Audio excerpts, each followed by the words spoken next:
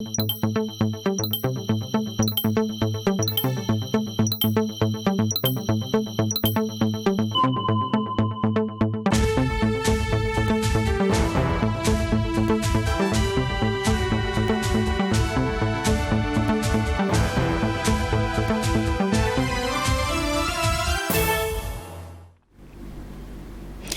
plateforme e-bulletin désormais lancée par le ministère en charge de l'économie, c'est une innovation qui permet aux agents publics de l'État d'accéder en tout temps à leur bulletin de paie par le biais d'une connexion Internet. On en parle en début de journal. L'unité d'action syndicale exige la libération de toutes les personnes interpellées et enrôlées de force pour avoir donné leur avis sur la situation nationale. Vous entendrez le secrétaire général de la CGTB dans ce journal. Dans ce journal, vous aurez aussi les échos des demi-finales de la Coupe du Faso. Ce week-end, l'étoile filante de Ouagadougou était face à l'AS Douane. Après le score d'un but partout à l'issue du temps réglementaire, les Faux arrachent son ticket pour la finale. Bonjour et merci de nous rejoindre sur True TV. Le ministère en charge de l'économie, des finances et de la prospective a procédé ce 24 avril au lancement officiel de la plateforme e-bulletin.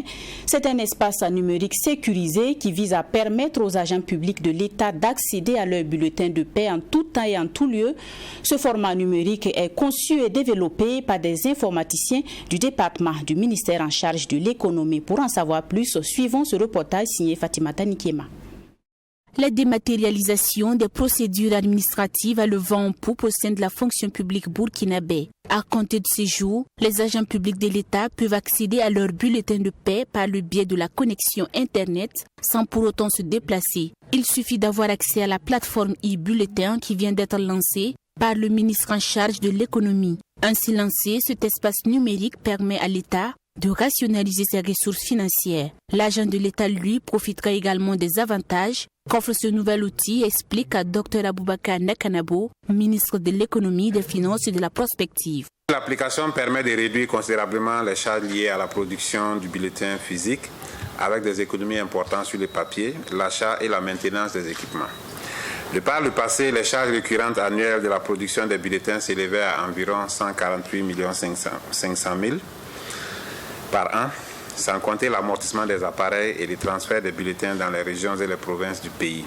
Désormais, avec les e-bulletins, les mêmes charges ne seront que de 18 300 000 par an.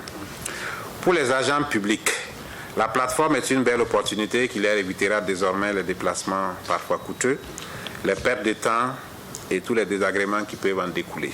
Cet espace numérique sécurisé a été développé par des techniciens locaux avec les informations du ministère. Et pour consulter le e-bulletin, il suffit à l'agent public de l'État de respecter certains critères parmi lesquels la création du compte à partir d'informations personnelles. Et les informations primordiales sont le numéro matricule et le numéro à 17 chiffres qui se trouve sur la carte nationale d'identité, explique Lassani Wedkaougo, directeur général des systèmes d'information du ministère en charge de l'économie. C'est les deux éléments majeurs, plus les autres informations personnelles.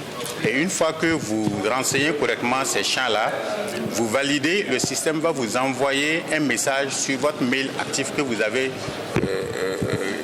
mis au niveau des enseignements parce qu'on vous demande un mail actif. Donc il suffit d'aller ouvrir ce mail-là et puis de valider la souscription là-bas et vous avez désormais accès à la plateforme en utilisant maintenant votre numéro matricule et le mot de passe que vous avez choisi lors de l'inscription.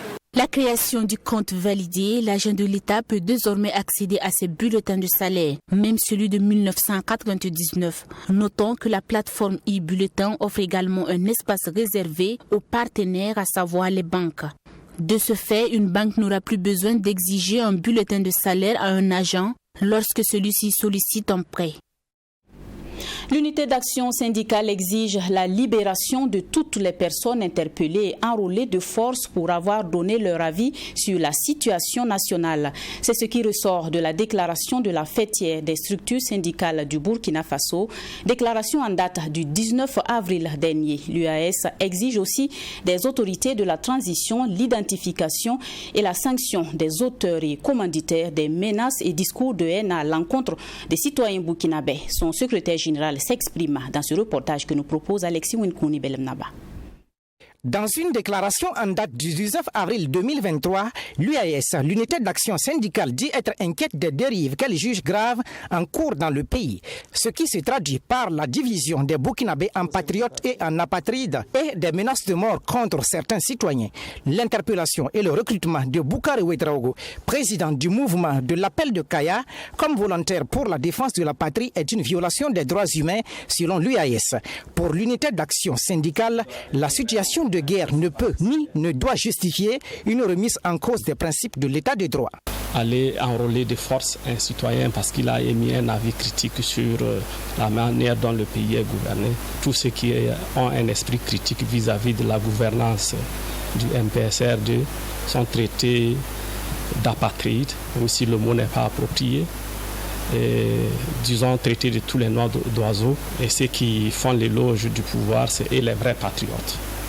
Et nous considérons que ça, ce sont des dérives à ne pas autoriser sous quelque prétexte que ce soit. Parlant de mobilisation générale, le cas de Boucaré Ouédraogo du mouvement L'Appel de Kaya ne s'inscrit pas dans cette dynamique selon le secrétaire général de la CGTB. Les juristes disent que les textes, quand ils sont adoptés, ils ne sont valables qu'à partir du moment où ils le sont et disposent pour l'avenir. Mais on a arrêté bien M. Boucaré avant l'adoption de la loi. Donc on ne saurait dire de façon rétroactive que c'est dans cet esprit-là qu'il a été enrôlé de force. Tel qu'ils l'ont déclaré, on pourrait, à partir de cette loi, saisir tout citoyen et puis l'envoyer au front. On pourrait aussi saisir ses biens pour l'effort de guerre. C'est ce que j'ai pu comprendre, même si des juristes ont commencé à signaler que ça ne devrait pas se faire de force, mais d'accord parti. De l'histoire du Burkina Faso, cette pratique des autorités de transition s'apparente à celle du général Sangoulé Lamizana des années 1974 où des étudiants avaient été enrôlés de force dans l'armée. En 1974, il y a eu des mouvements d'étudiants et d'élèves.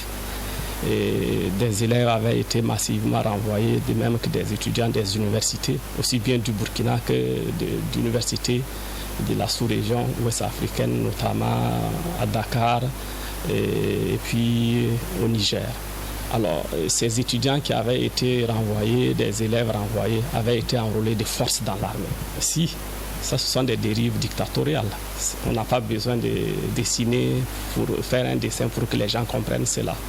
Alors, vous vous souvenez que Blaise Compaoré a fait partie d'ailleurs de ces élèves qui avaient été sanctionnés, enrôlés de force dans l'armée.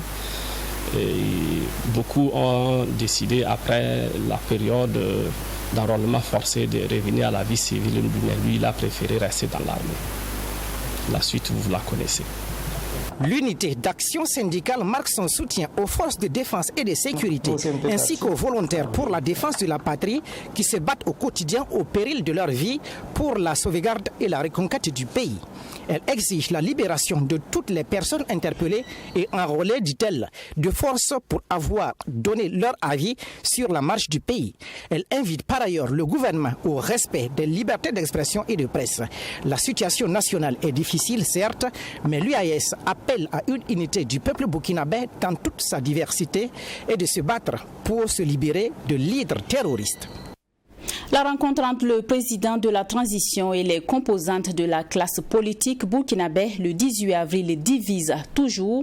Au sein de la classe politique reçue par le capitaine Ibrahim Traoré se trouve la composante des autres partis politiques.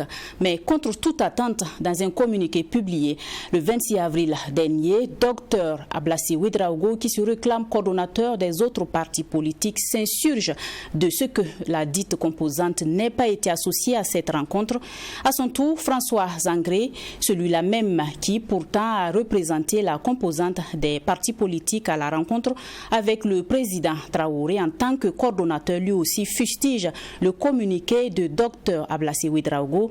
L'on se demande alors ce qui se passe exactement au sein de la composante des autres partis politiques. Vous trouverez sûrement réponse dans cet élément de Mamidriana Kamabou.